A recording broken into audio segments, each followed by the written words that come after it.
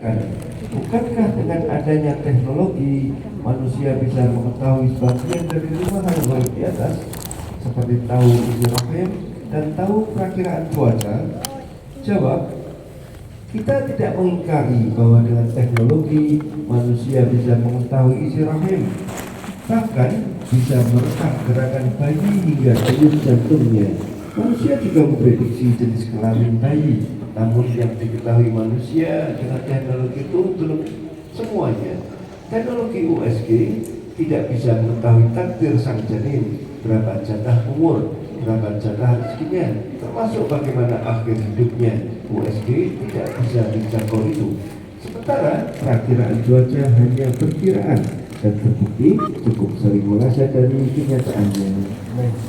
Alhamdulillah, sehingga tidak ada pernyataan dalam Al-Quran yang menyalahi kebenaran. Kalaupun sekarang orang berani mengatakan teknologi akan ikut terlibat mengubah syariat, ini jelas salah ya. Karena berkaitan dengan hal gaib saja yang tadi sudah kita sebutkan, misalnya pengetahuan tentang hal yang ada di rahim, teknologi hanya bisa mengetahui sebagian, itu pun yang fisik. Sedangkan yang di luar kejadian fisik, manusia tidak bisa menjangkaunya. Kemudian kita beralih ke catatan ketujuh. Catatan ketujuh, mengakui hanya Allah yang tahu hal gaib, konsekuensi mengakui keesaan Allah. Saat kita mengakui keesaan Allah, kita juga harus mengakui semua sifat yang menjadi turunan keesaan Allah. Baik, Anda catat ini ya. Jadi mengakui keesaan Allah berarti harus juga mengakui semua yang menjadi turunan keesaan Allah. Karena mengakui sesuatu itu juga ada pengakuan turunannya. Mengakui ini dan seterusnya. Sebagai contoh misalnya, kalau ada seorang istri tidak mau dinafkahi oleh suaminya, lebih senang dinafkahi oleh suami tetangganya, berarti yang terjadi apa itu, Pak? Ya, kalau ada seperti itu, kesimpulannya apa? Dia tidak mengakui suami. Saya mengakui kamu sebagai suami, tapi aku tidak usah dinafkahi oleh kamu, biar saya dinafkahi oleh suami sebelah saja. Misalnya kayak gitu gimana?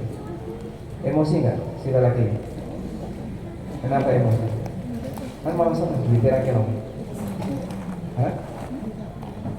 Nggak dianggap. Sehingga mengakui sesuatu ada beberapa pengakuan turunannya. Sebagai konsekuensi kau mengakui ini. Mengakui ini adalah anak, maka ada hak anak nggak? Ada. Apa hak anak? Dapat jatah nafkah. Kemudian apa lagi? Berhak untuk mendapatkan warisan, berhak untuk mendapatkan pengakuan. Kamu saya akui sebagai anak, tapi kamu tidak berhak dapat warisan. Gimana itu? Tidak berlaku, karena berarti dia seperti tidak dianggap sebagai anak. Ketika kita mengakui Allah Maha Esa, bukan cuma meyakini Allah itu tunggal. Kalau itu iblis pun tahu. Iblis juga ngerti kalau Allah itu Esa. Tapi ada turunannya. Allah Maha Esa, lalu apa saja turunannya? Kita lihat di sini. Apa saja turunan ketika kita mengakui Allah Maha Esa? Silakan. Seperti mengakui dialah satu-satunya yang menciptakan dan mengatur alam semesta, mengakui dialah satu-satunya yang menghidupkan dan mematikan para makhluk, mengakui dialah satu-satunya yang memberi rizki semua hambanya, mengakui dialah satu-satunya yang bisa mengampuni dosa para hambanya, termasuk mengakui dialah satu-satunya yang mengetahui hal gaib. Allah berfirman, "Qul la ya'lamu man fis samawati wal ardi ghaiba illallah." Katakanlah, tidak ada seorang pun di langit dan di bumi yang mengetahui perkara yang gaib kecuali Allah, dan mereka tidak mengetahui bila mereka akan dibangkitkan. Quran Surah An-Naml ayat 65. Al-Hafidz Ibnu Katsir menjelaskan Allah Ta'ala memerintahkan Rasulnya Sallallahu Alaihi Wasallam untuk mengajarkan kepada semua makhluk bahwa tidak ada satupun makhluk di langit dan di bumi yang mengetahui hal gaib. Tafsir Ibnu Katsir. Baik. Dari sinilah misalnya Pak, dari sekian pengakuan tadi, saya mengakui kalau Allah satu-satunya yang menciptakan. Aku juga mengakui Dia yang menghidupkan. Tapi aku tidak mengakui kalau Dia yang memberi rezeki. Berarti gimana Pak? Hah? Aku mengakui Allah itu Esa. Aku mengakui Allah satu-satunya yang mencipta. Aku mengakui Allah yang mengatur. Tapi aku tidak mengakui kalau Dia satu-satunya tahu hal yang baik. Berarti gimana? Ya cacat gitu ya. Pengakuan Dia terhadap keesaan Allah jadinya apa? Cacat. Ketika pengakuan Dia terhadap keesaan Allah itu cacat, berarti tauhidnya rusak. Dari sinilah kita bisa lihat kenapa orang musyrikin mereka disebut orang yang tauhidnya rusak. Allah Ta'ala berfirman menceritakan tentang kondisi orang musyrik. Wala in sa'altahum. Ayat seperti ini banyak sekali. Wala in sa'altahum man khalaqas samawati wal ardh. Kalau kamu bertanya kepada mereka, siapa yang menciptakan langit dan bumi? Wa sakhara syamsa wal qamar, dan yang mengendalikan matahari dan bulan. La yaqulunna Allah. Mereka akan menjawab Allah. Fa'anna yufakun. Terus kenapa kalian dipalingkan? Sehingga mengakui Allah yang menciptakan, mengakui Allah yang mengendalikan alam, tapi tidak mengakui satu-satunya Allah yang berhak disembah. Penyimpangan orang musyrik di mana? Dia tidak mau menyembah hanya kepada Allah. Dan seperti ini banyak dalam Al-Quran. Sehingga kata kunci wala in sa'altahum ada di surat Al-Ankabut. Kemudian di ayat yang lain juga sama, 63, wala in sa'altahum man nazzala minas sama'i ma'a fa ahya bihil arda min ba'di mautiha la yaqulunna Allah. Kalau kamu tanya kepada mereka, orang musyrikin, siapa yang menurunkan air hujan dari atas, yang menumbuhkan bumi ini setelah dia mati, la yaqulunna Allah. Mereka akan menjawab Allah. Sehingga pengakuan itu ada pada diri mereka. Terus kenapa mereka tidak mengakui Allah satu-satunya yang berhak disembah? Maka hal yang sama juga terjadi di masalah ini. Kalau kamu mengakui satu-satunya Tuhan adalah Allah, mengakui keesaan Allah, maka kamu harus juga mengakui hal yang menjadi konsekuensi dari keesaan Allah. Dialah satu-satunya yang mencipta, satu-satunya yang menghidupkan, yang memberi rezeki, yang bisa mengampuni, termasuk diantaranya yang mengetahui hal yang dipahami ya? Sehingga kalau saya nggak mengakui itu, ada yang tahu hal yang gaib selain Allah, maka berarti tauhidnya cacat. Tauhidnya pengesaan dia kepada Allah cacat. Selanjutnya Allah juga menegaskan bahwa manusia tidak akan bisa mengetahui ilmu tanpa diberitahu oleh Allah. Allah berfirman, "Wala yuhituna bi syai'in min 'ilmihi illa bima syaa'." Mereka tidak mengetahui apa-apa dari ilmu Allah melainkan apa yang dikehendakinya. Quran surat Al-Baqarah ayat 255. Manusia tahu ilmu karena diberitahu oleh Allah. Allah berfirman, "'Allamal insana ma lam ya'lam." Dialah yang mengajarkan kepada manusia apa yang tidak mereka ketahui. Quran surat Al-Alaq ayat 5. Karena itu, orang yang mengklaim tahu hal gaib adalah cacat dalam masalah tauhid dan menciderai iman kepada Allah. baik, bagian ini yang mau kita simpulkan. Sehingga kita dapat pelajaran, manusia tidak akan tahu ilmu kecuali yang diajarkan oleh Allah. Jadi Bapak punya ilmu dengan beragam ilmu. Ada yang tahu ilmu, maksudnya kerja di bidang apa? Kuliner. Ada yang tahu ilmu ini kerja di bidang apa? Hah? Oh sama. Jadi pembantu dia. Oh, enggak. Jadi masing-masing kita punya ilmu yang beragam. Ada yang dia bisa memproduksi sesuatu, dia punya ilmu di situ. Siapa yang ngajari? Allah. Ada yang profesor bidang kedokteran, ada profesor bidang ilmu teknik, profesor bidang komputer, profesor bidang ekonomi. Masing-masing punya spesialisasi ilmu. Demikian banyak ilmu manusia Allah kasihkan kepada hambanya secuil-secuil sedikit. Ini diciprati sekian, diciprati sekian. Demikian pula pengetahuan agama, sehingga manusia tahu agama, Allah yang ngajar. Ilmu dunia, Allah yang ngajar. Ilmu agama juga Allah yang ngajar. Sebagian hal yang gaib Allah tunjukkan melalui wahyu yang diberikan kepada para nabi, Allah yang ngajar. Maka pengakuan kita terhadap kuasa Allah, sebagaimana kita mengakui bahwa satu-satunya yang memberi rezeki adalah Allah. Kita diberi rezeki oleh Allah dari beragam sumber. Ada yang dari usaha, ada yang jadi karyawan. Usaha itu pun beragam. Sehingga pengusaha komputer suruh switch jadi pengusaha kuliner, belum tentu cocok, nggak bisa nih. Pengusaha kuliner suruh switch jadi tukang kayu atau tukang batu, jadi developer, belum tentu bisa. Masing-masing orang diberi oleh Allah rizki sebagaimana Allah berikan mereka pengetahuan tentang hal tertentu.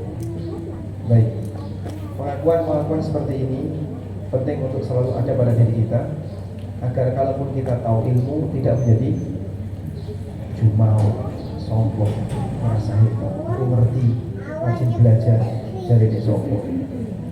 Ada nggak orang yang rajin belajar tapi gagal? Banyak. Sehingga bukan kamu punya ilmu bukan karena rajin belajar, sebagaimana kamu kaya bukan karena kamu ulet dalam bekerja.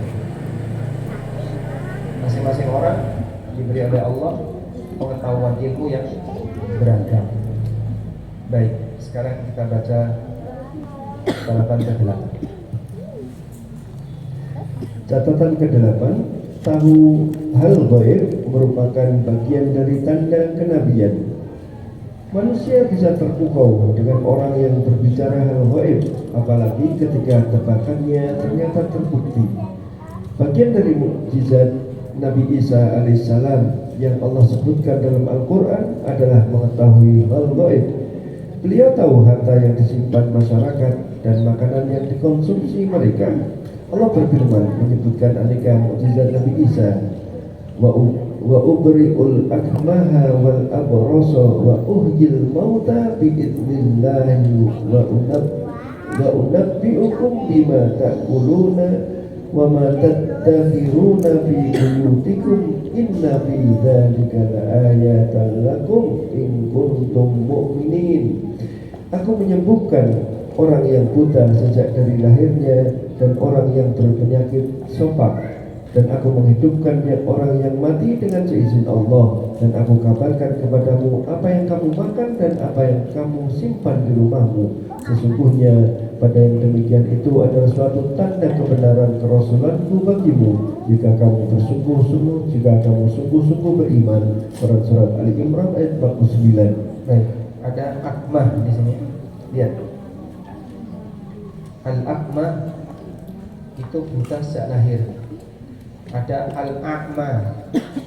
Al-akma buta belakangan, misalnya karena faktor usia, glaukoma, buta, itu namanya apa?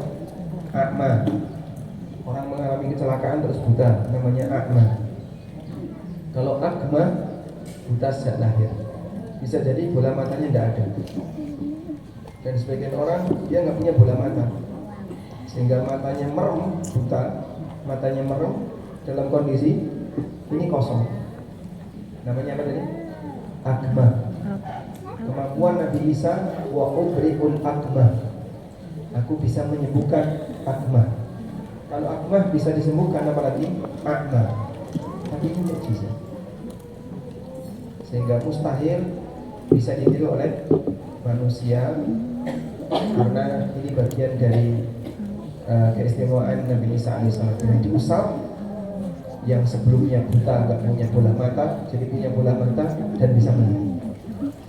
Kalaupun manusia kan transplantasi misalnya ya, dan prosesnya panjang. Dan beliau juga bisa muhyil mauta, menghidupkan yang telah mati biidznillah, sehingga orang yang sudah mati diusap oleh Nabi Isa hidup, bicara, mati lagi. Itu khusus atau mukjizatnya Nabi Isa alaihissalam. Wa unabbiukum bima ta'kulun, aku bisa ceritakan tadi bapak makan apa di rumah. Wa ma tadakhiruna fi buyutikum, dan apa yang kalian simpan di rumah kalian.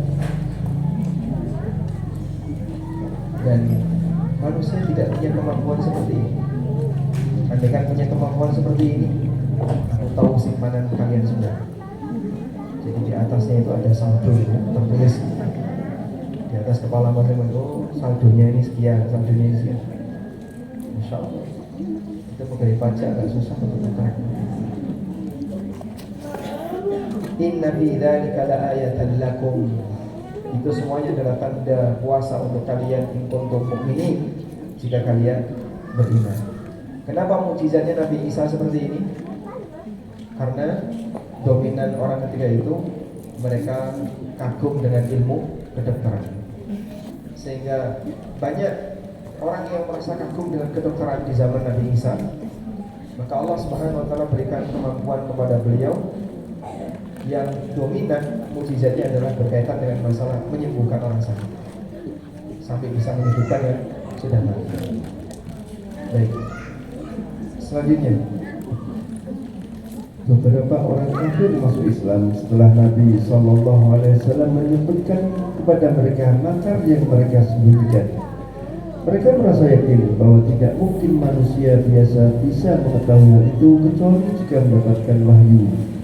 Urwah bin Zubair bercerita, saat perang Badar, Wahab bin Umar tertangkap dan dijadikan tawanan oleh kaum muslimin. Si Umar sebagai ayah sangat ingin balas dendam dengan cara membunuh Nabi SAW. Hingga suatu ketika dia ketemu dengan Sofwan bin Umayyah di dekat Ka'bah. Mereka pun mengenang kekalahan yang mereka alami saat peristiwa perang Badar dan para tokoh mereka yang terbunuh di medan perang.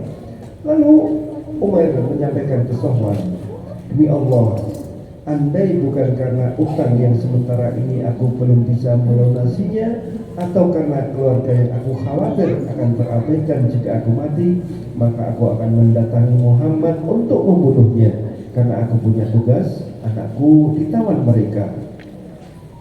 Niat jahat Umar ini pun dimanfaatkan oleh Sofwan bin Umayyah. Lalu dia menyampaikan ke Umar, utangmu akan aku lunasi, keluargamu akan aku tanggung, aku akan nafkahi keluargamu sebagaimana keluargamu seumur hidup mereka. Aku tidak pernah merasa tenang selama tidak bisa mengalahkan umat muslim. Umar pun berpesan, tolong jaga rahasia ini. Jawab Sofwan, siap. Umar pun menyiapkan senjatanya dan berangkat menuju Madinah. Ketika dia sampai di Madinah, Umar bin Khattab dan beberapa kaum muslimin sedang membicarakan peristiwa saat perang Badar. Saat Umar melihat Umar datang, beliau langsung memperingatkan sahabat yang lain untuk waspada. Umar pun menyampaikan kehadiran Umar bin Wahab kepada Nabi SAW dan minta izin untuk menemui beliau. Saat Umar menemui Nabi SAW, beliau bertanya, apa tujuan kamu datang ke sini, wahai Umar? Aku datang untuk mengingatkan tentang para tawanan agar kamu menyikapi mereka dengan baik, jawab Umar. Apakah aku akan membenarkan ucapanmu terkait tujuanmu? Tanya Nabi SAW ulang. Aku tidak punya niat selain itu, jawab Umar. Lalu Nabi SAW mulai menjelaskan konspirasi Umar dengan Sofwan bin Umayyah. Bukankah kamu duduk bersama Sofwan bin Umayyah di Hijr?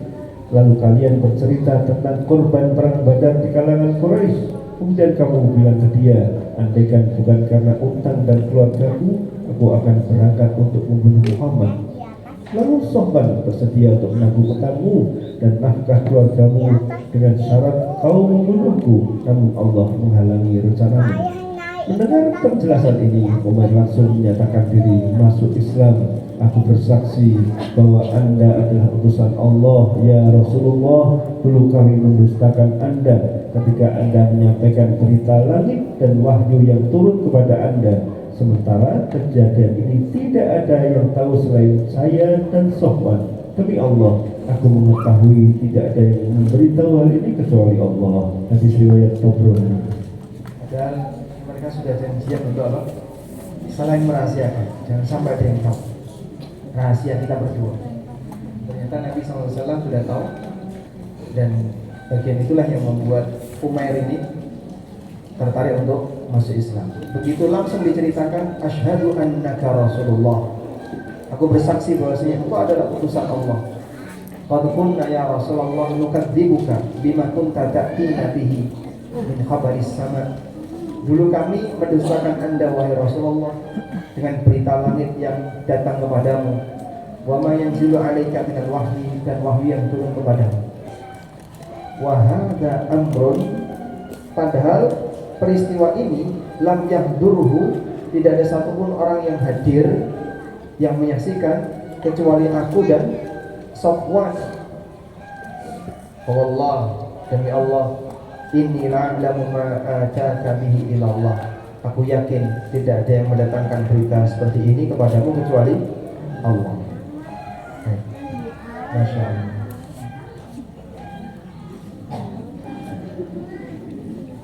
Pengumuman kalau ada anak yang lahir. Baik, sekarang kita fokus ya. Kita akan baca catatan ke-9. Catatan ke-9, kisah dalam Al-Quran adalah bukti kebenaran Al-Quran. Kisah dalam Al-Quran tentang kejadian masa silam merupakan bukti kebenaran Al-Quran. Karena saat kejadian itu berlangsung, Rasulullah SAW belum ada di muka bumi.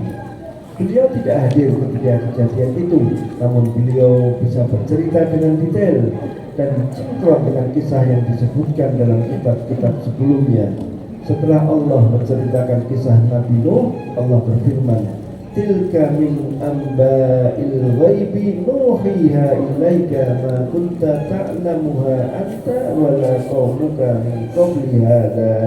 Itu adalah di antara berita-berita penting tentang yang gaib yang kami wahyukan kepadamu Muhammad. Tidak pernah kamu mengetahuinya dan tidak pula kaummu sebelum ini. Quran Surat Hud ayat 49.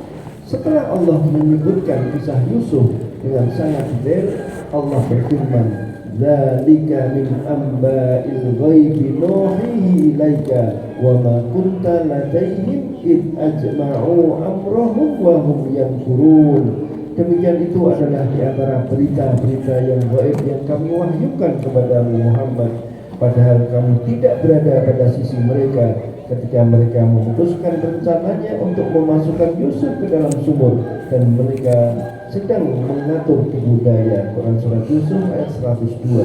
Nah, juga saat Nabi Nuh itu mengalami peristiwa, Nabi Muhammad SAW belum lahir. Demikian pula ketika kejadian Nabi Yusuf alaihissalam, Nabi Muhammad SAW juga belum lahir. Makanya Allah sebut dengan apa? Anba al-ghaib, berita ghaib. Berita ghaib apa ini? Kejadian masa silam yang tidak mungkin bisa diketahui oleh manusia belakangan, karena mereka tidak punya catatan sejarah tentang itu, sehingga adanya hanya melalui wahyu. Nah, kemudian pembuktiannya apa kalau apa yang disampaikan Quran ini benar sinkron dengan cerita yang ada dalam kitab sebelumnya? Kitab sebelumnya itu kita apa? Taurat atau Injil atau Zabur.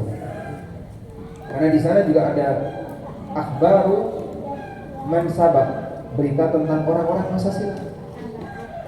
Sebagaimana dalam Taurat juga ada cerita tentang Nabi Muhammad SAW dan para sahabat. Setelah Allah menyebutkan kisah Nabi Yusuf alaihissalam dengan sangat detail, dari mulai kecil sampai dewasa, diceritakan dalam satu surah. Allah mengatakan, "Dzalika min amba'il ghaib." Itu adalah berita gaib. Dan demikian seterusnya. Sehingga di sini kita bisa melihat bagaimana Allah Subhanahu wa taala menyebut kisah itu sebagai hal yang gaib. Pertanyaannya, sebutkan nama sahabat yang masuk Islam karena Rasulullah SAW cerita tentang Nabi. Ya, Adas. Peristiwa Adas ini di mana? Di Taif. Jadi pasca Nabi SAW diusir dari Taif, lalu beristirahat di kebun yang digarap oleh Adas.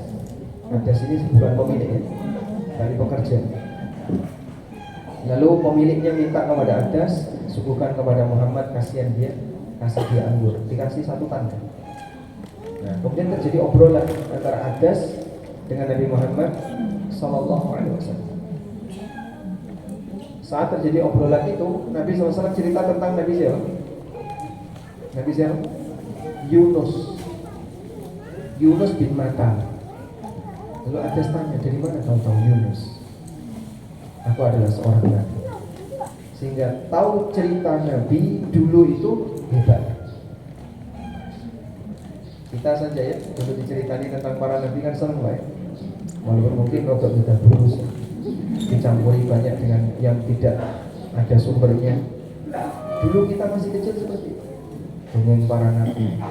Padahal sumbernya tidak tahu. Maka termasuk di antara orang hebat di masa silam itu tahu tentang kisah para Nabi. Sebab seperti ini tidak mungkin bisa diketahui kecuali melalui jalur wahyu. Demikian pula ketika Allah menceritakan tentang Musa. Kita lihat dulu.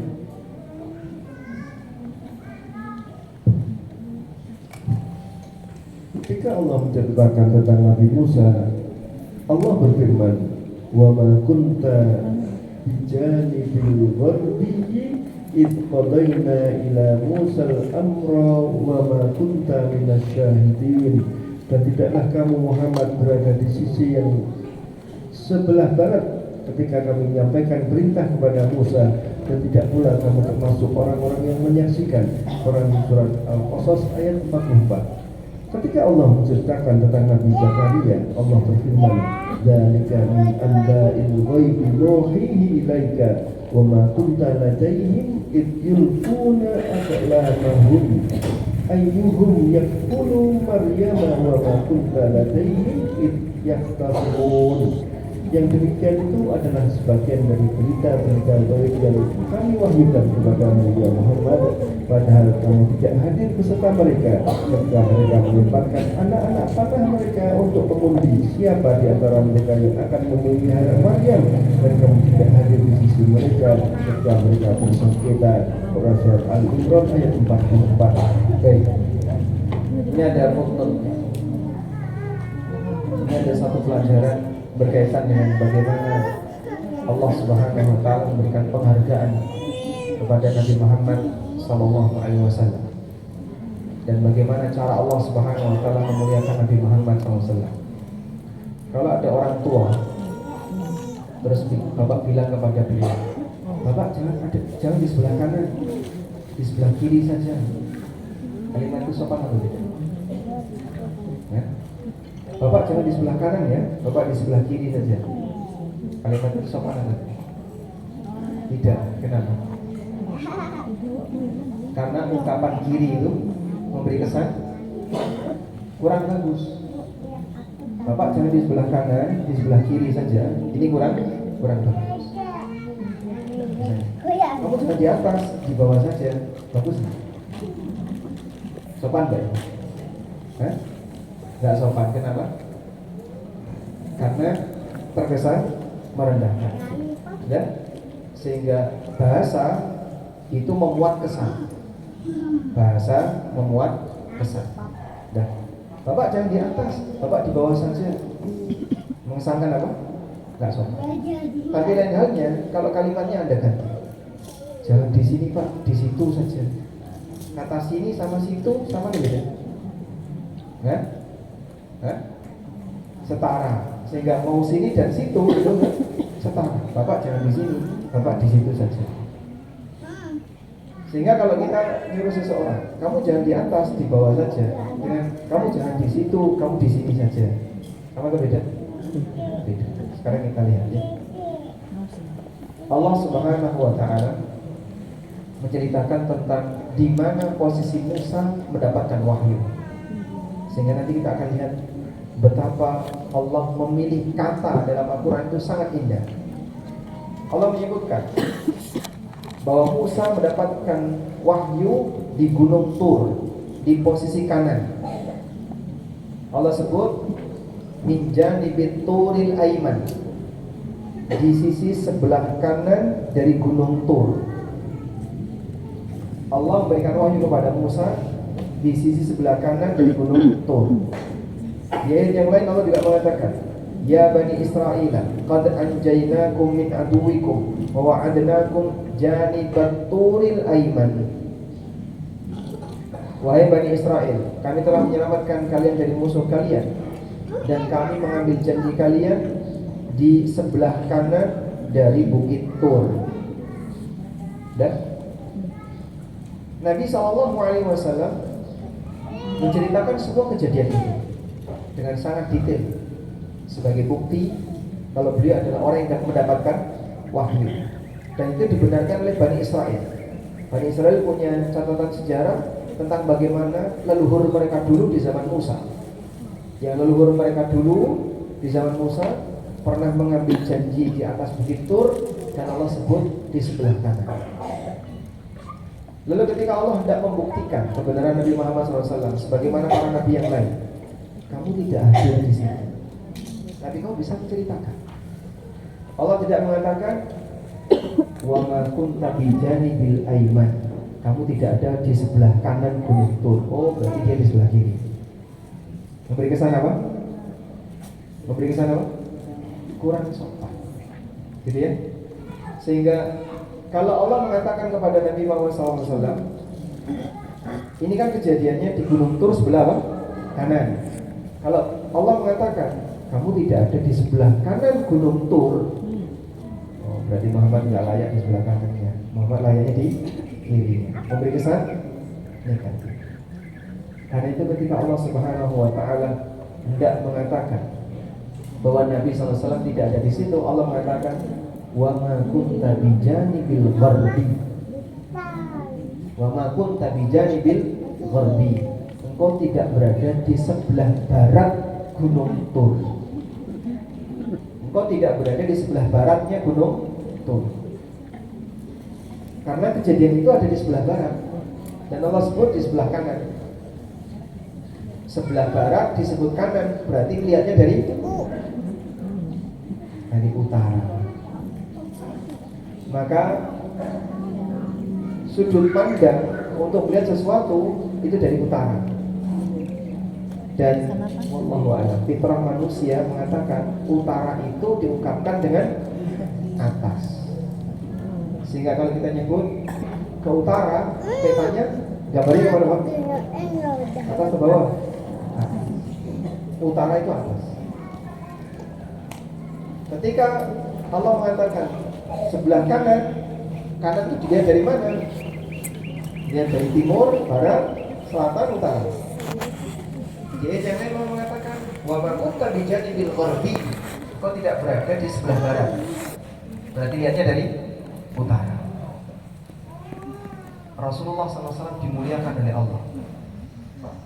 Ketika Allah hendak mengatakan kamu tidak ada dalam peristiwa itu, dan peristiwa itu ada di sebelah kanannya begitu, Allah tidak berfirman kamu tidak berada di sebelah kanannya begitu. Karena kalau kalimatnya seperti ini memberi kesan negatif. Tapi Allah firmankan kamu tidak berada di sebelah baratnya begitu. Kalau masalah barat, timur, utara, selatan kan tidak ada nilai baik dan buruk. Rumahmu di mana? Selatannya masjid. Rumahmu di mana? Belakangnya masjid. Sama beda? Nah? Sama atau beda Pak? Beda. Kenapa Pak? Sama. Kesannya sama atau beda? Rumah kamu ada di mana rumah? Timurnya masjid dengan belakangnya masjid. Sama atau beda? Beda. Beda ya. Memberi kesan yang berbeda ini tergantung dengan dari mana cara pemilihan kosakata. Demikianlah cara Allah Subhanahu wa taala. Sehingga Allah Subhanahu wa taala mengatakan wa ma kunta bijanibil gharbi. Engkau tidak berada di sebelah barat gunung itu. Allah tidak berfirman kamu tidak ada di sebelah kanan gunung itu. Kalian akan memberikan kesan yang buruk. Dan Masya Allah, fitrah manusia itu terkadang tidak bisa dibohongi. Walaupun yang melakukannya orang kafir sendiri. Kita tidak tahu siapa yang ngajari. Kalau peta itu utara ditaruh atas, selatan ditaruh bawah, sehingga arah pandang dari atas. Maka saat melihat arah pandang dari atas, Allah nyebut sebelah barat di posisi kanan. Sehingga ketika Allah mengatakan Nabi Musa alaihissalam mendapatkan wahyu di sebelah kanan gunung, di ayat yang lain Allah mengatakan wa ma kunta bijanibil gharbi. Engkau tidak berada di sebelah barat itu. Nuansa kalimat ini berbeda. Kalimat satu, kamu tidak berada di sebelah kanan gunung itu. Kalimat dua, kamu tidak berada di sebelah barat gunung itu. Walaupun tujuannya sama, untuk menyatakan bahwa kamu tidak ada di sana saat kejadian itu, namun kalimat pertama memberi kesan negatif. Karena kalau kamu tidak berada di sebelah kanan, akan memberi kesan berarti kamu di sebelah kirinya. Sementara kanan lebih mulia daripada kiri. Rumahku di sebelah kiri masjid. Berarti apanya masjid? Hah? Rumahku di sebelah kiri masjid, berarti apanya masjid?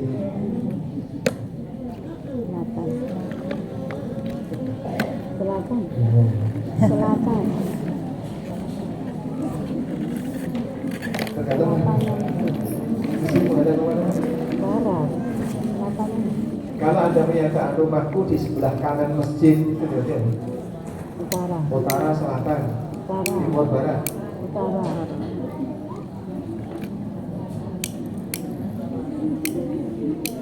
Salah kalimat ini ya. Kamu ngomongnya salah, kanan kiri ya, dia dari mana kan tidak tahu. Apakah arah barat itu selalu mulia? Ya? Arah barat itu mulia? Mulia atau tidak? Tidak. Kenapa? Mungkin ya, kalau orang Indonesia arah barat itu mulia. Kenapa? Kiblat. Ya nanti kalau dia tinggal di Suriname menghadapnya timur, berarti arah mulianya timur. Ini mana? Ke barat-barat atau ke timur-timur? Kalau arah kiblat kita sepakat mulia, maka disebut Rasul Jihad. Pemimpin segala arah adalah kiblat. Tapi kiblat tidak identik dengan barat. Sehingga untuk menyebut kiblat beda dengan menyebut barat. Berarti rumahku di sebelah kanan masjid, itu lihatnya dari mana? Hah? Ya, dari arah dia datang kan. Dia datang dari arah mana itu? Nah, Allahu a'lam. Ini nggak penting ya. Nah, itu salah yang beri informasi. Orang Jakarta kalau bapak kasih tahu Pak alamat itu, bapak nanti ke utara, selatan, bingung ya. Karena mereka di Jakarta sendiri juga nggak pernah pakai kayak gitu. Kecuali orang Jogja ya. Itu Pak itu mengalot, mengalot itu benar. Wallahu a'lam. Baik, kita coba baca lagi. Sampai mana tadi? Sampai halaman 101. Allah juga menegaskan. Allah juga menegaskan bahwa semua diceritakan di dalam Al-Quran sesuai dengan kisah yang disebutkan pada kitab-kitab sebelumnya. Allah berfirman, "Laqad kana fi qasasihim ibratun li ulil albab, ma kana hafizan yuftara walakin tasdiqal ladzi baina yadayhi." Sesungguhnya pada kisah-kisah mereka itu terdapat pelajaran bagi orang-orang yang mempunyai akal. Al-Quran itu bukanlah cerita yang dibuat-buat, akan tetapi membenarkan kitab-kitab yang sebelumnya. Quran Surat Yusuf ayat 111. Membenarkan kitab-kitab sebelumnya. Kenapa? Karena sinkron. Sehingga cerita yang disebutkan dalam Al-Quran sinkron dengan cerita yang disebutkan pada kitab-kitab sebelumnya. Dan perlu dicatat, tidak semua isi kitab sebelumnya itu dipalsukan. Buktinya apa? Saat Nabi SAW minta didatangkan Taurat, ketika ada orang yang berzina tapi dihukum dengan hukuman yang aneh. Jadi mukanya dibedahi dengan warna hitam, terus dia diarak sambil dipukuli. Ini hukuman kami bagi pelaku zina. Lalu Rasulullah SAW tanya, apakah seperti ini yang diajarkan dalam kitab kalian, wahai Yahudi? Mereka mengatakan, iya. Mana kitabnya? Didatangkan kitabnya. Nah, saat didatangkan kitabnya, sebelahnya ditutupi pakai tangan. Baca, ada enggak teks tentang raja? Enggak ada. Dan Abdullah bin Salam minta, ya Rasulullah, suruh dia untuk mengangkat tangannya. Ketika tangannya diangkat, di situ ada teks tentang raja. Berarti tidak semua isi Taurat dipalsukan. Maka keterangan dalam Al-Quran bahwa sebagian Taurat dipalsukan, ini tidak semuanya mengalami pemalsuan. Wallahu a'lam. Berikutnya kita coba baca keterangan tentang Yahudi ingin membuktikan.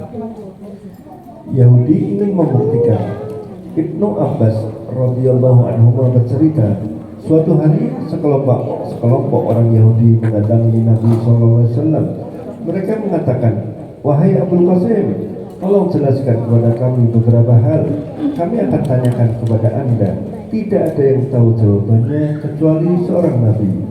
Beliau pun bersabda, saluni amma syi'tum walakin ij'aluni zimmatallahi wa ma akhadha Yaqubu alaihi salam ala bani la in haddatukum syai'an fa'araftumuhu la tutabi'unni ala al-islam. Silahkan kalian bertanya kepadaku apapun yang kalian inginkan, namun kalian harus memberi jaminan dengan sumpah kepada Allah seperti janji yang diambil Yakub kepada anak-anaknya, bahwa jika saya bisa menjawab dengan benar, kalian harus mengikutiku untuk masuk Islam. Mereka pun menyanggupi. Lalu orang Yahudi itu bertanya 4 hal kepada Nabi SAW. Yang pertama, makanan apa yang diharamkan Israel untuk dirinya sendiri sebelum diturunkan Taurat?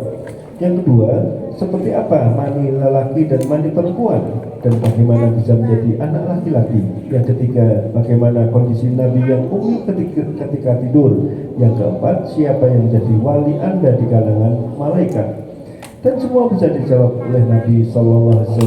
Namun Yahudi tetap tidak mau masuk Islam setelah mendengar bahwa wali Nabi Muhammad SAW menjawab pertanyaan yang keempat, bahwa wali beliau di kalangan malaikat adalah Jibril.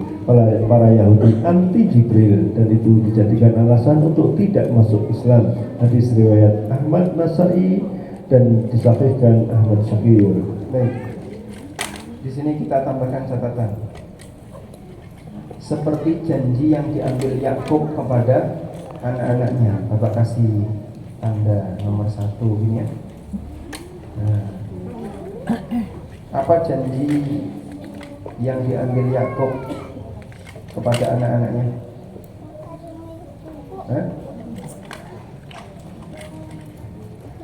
Am kuntum syuhada'a idh hadara Yaqub al-maut idh qala li banihi ma ta'buduna min ba'di.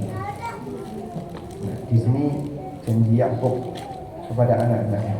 Surat Al-Baqarah ayat 133.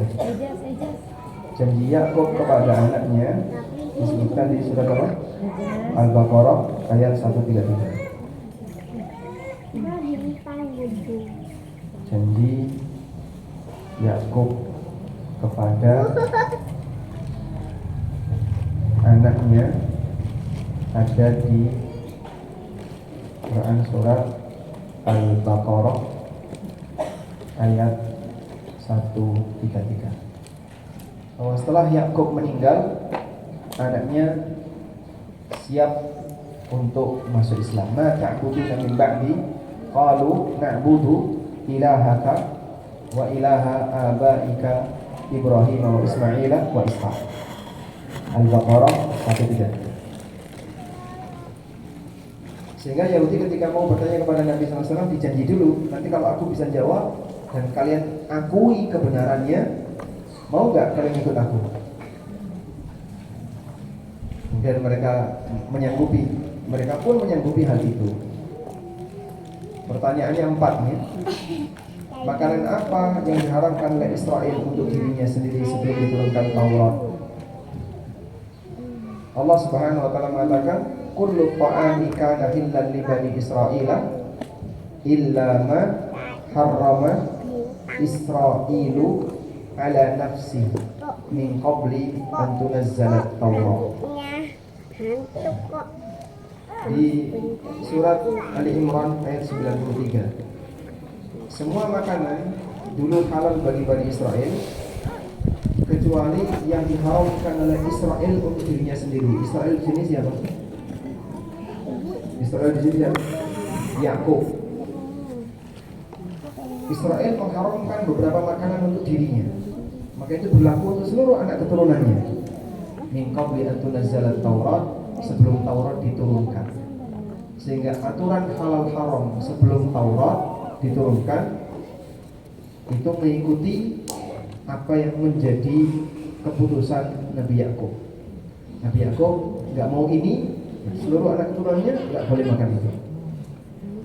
Nabi Yakub tidak mau makanan A, seluruh anak keturunannya tidak boleh makan itu. Itu aturan sebelum turun Taurat. Baik, selanjutnya. Seperti apa mani laki dan mani perempuan? Nabi SAW menjelaskan bahwa lelaki punya mani, perempuan punya mani dengan ciri yang berbeda. Lelaki lebih kental, wanita lebih encer. Bagaimana bisa menjadi anak laki-laki? Ketika yang dominan mani laki-laki, maka akan menjadi anak laki-laki. Dan sebaliknya, ketika yang dominan mani perempuan, akan jadi anak perempuan. Bagaimana kondisi Nabi Ummi ketika tidur? Nabi Ummi ini siapa? Nabi yang Ummi ini yang Nabi Muhammad SAW. Bagaimana kondisi ketika tidur? Tanamu aini wala yanamu qalbi. Nabi yang Ummi itu kalau tidur matanya merem tapi hatinya tidak tidur. Kalau kita tidur kan lahir batin, kandi. Sehingga beliau ketika tidur bisa menerima wahyu karena hati beliau tidak tidur. Sebutkan surat yang diterima oleh Nabi SAW dalam kondisi beliau tidur. Surat apa? Ya, Al-Kautsar. Beliau pernah tidur, ketika beliau bangun, lalu beliau tersenyum. Kemudian sahabat tanya, "Ma yudhika ya Rasulullah?" Apa yang membuat Anda tersenyum, tertawa? Kemudian Nabi SAW mengatakan, "Laqad unzilat fina, laqad unzilat fiya anifan." Baru saja diturunkan kepadaku. Kemudian beliau membaca, "Bismillahirrahmanirrahim. Inna a'tainakal kautsar." Sampai akhir dari surat. Itu diturunkan saat beliau lagi tidur. Sehingga orang tidur dapat wahyu. Kalau ada orang zaman sekarang tidur kok terus ngomong macam-macam, segera tolong ke RSC, karena tidak mungkin ada manusia yang bisa dapat wahyu selain Nabi SAW. Siapa yang menjadi wali anda di kalangan malaikat? Dia menjawab, Jibril. Jibril Yahudi protes. Andai kan yang jadi walimu adalah Mikail, aku akan mau untuk mengikuti kamu. Hingga Allah Subhanahu wa Ta'ala turunkan, man kana aduwwan li Jibril wa Mikail fa inna Allaha aduwwun lil kafir. Siapa yang menjadi musuh bagi Jibril dan Mikail, Allah adalah musuh bagi orang-orang kafir. Baik, sehingga sudah dijawab tapi tetap tidak mau beriman. Boleh alasan, nyari-nyari kan. Artinya apa? Yang itu secara teori mengakui Nabi Muhammad SAW adalah seorang nabi, tapi mereka tidak mau tunduk karena sombong. Sehingga kalau ada orang yang saya tahu dia benar tapi tidak mau mengikuti, itulah kurang lebih karakter. Wallahu a'lam wa sallallahu ala nabiyyina Muhammadin wa ala alihi wa sahbihi wasallam. Jazakallahu khairan atas kajian di pagi hari. Pertanyaan, Ustaz, pada catatan yang ketiga tentang hal yang gaib disebutkan dalam hadis bahwa Nabi SAW berbicara kepada orang-orang kafir Quraisy yang terbunuh di Badar. Lalu beliau bersabda, "Ma'antum bi'asma'a minhum," yang tidak bisa mendengar. Kertas aja nulisnya. Apakah ini dalil bahwa orang yang mati bisa mendengar? Bisa di kertas aja, jangan di celana. Nah ini Betul, itu salah satu di antara dalil orang mati bisa mendengar. Tapi di buku ini tidak kami bahas. ini tuh. Ini dibahas di buku Bilaku Mati. Kalau Anda punya buku Bilaku Mati, nanti bisa baca di bab tentang peristiwa atau keadaan di alam barzakh. Salah satunya adalah apakah mayit itu bisa mendengar orang yang hidup atau tidak. Dan dalam hal ini masuk dalam ranah perbedaan pendapat di kalangan para ulama.